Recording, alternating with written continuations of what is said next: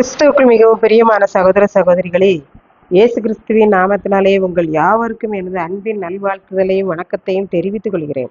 இன்றைய பகலின் குளிர்ச்சியான நாளின் தியான வசனம் லூக்கா எழுதின சுவிசேஷம் 9ஆம் அதிகாரம் 58ஆம் வசனம்.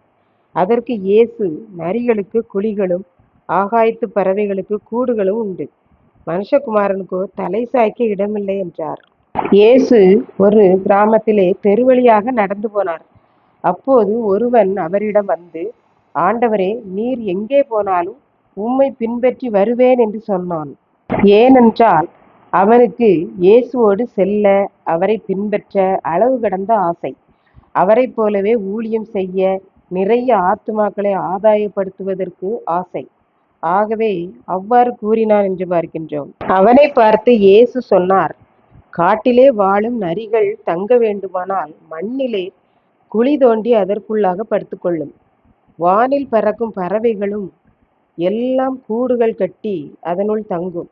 மனுஷகுமாரனாகிய எனக்கோ என் தலையை கொஞ்சம் சாய்த்து தூங்குவதற்கு கூட இடமில்லை என்றார். நான் பிறக்கும் போதும் எங்கேயும் இடம் கிடைக்காமல் மாட்டுத் தொழுவத்தில், அதாவது கழுதை கட்டப்படும் இடத்தில்தான் நான் பிறந்தேன். கொஞ்ச காலம்தான் பெற்றோரோடு இருந்தேன். அதன் பின்பு ஊழியத்திற்காக வெளியே வந்துவிட்டேன். இன்னும் என்னுடைய தலையை சாய்த்து கொள்வதற்கு இடமில்லை. மனுஷன் என்னை ஏற்றுக்கொண்டு என் வழியிலே நடந்தால் அவன் மேல் நான் கொஞ்சம் தலையை சாய்க்க முடியும். ஆனால் மனுஷனோ என்னை ஏற்றுக்கொள்ளுகிறானே தவிர என்னில் நிலைத்திருக்க முடியாமல் போகிறான். கடைசியாக பார்த்தால் சிலுவையில்தான் நான் என்னுடைய தலைகளை சாய்க்க முடியும் என்கிற அர்த்தத்தில் அவர் அவனிடம், மனுஷகுமாரனுக்கோ தலை சாய்க்க இடமில்லை என்கிறார். இப்படித்தான் ஆற்றில் தண்ணீர் ஓடிக்கொண்டிருந்தது. அப்போது ஆற்றின் ஓரத்தில் உள்ள ஒரு தென்னை மரத்திலிருந்து ஒரு தேங்காய் விழுந்தது. அந்த தேங்காய் தண்ணீரிடம் கேட்டது, நான் உன்னோடு வருகிறேன் என்று. அதற்கு தண்ணீர், நீ என்னோடு வர முடியாது. ஏனென்றால் நான் கற்கள், முட்கள், புதர்கள் வழியாக ஓடுவேன். உன்னால் என்னோடு வர முடியாது. நான் முட்புதர் வழியாக ஓடுகிற பொழுது நீ புதர்களில் மாட்டி விடுவாய். பின்பு அதிலே நீ கிடந்து முளைத்து விடுவாய் என்று கூறியது. தேங்காய் இதனை கேட்கவில்லை.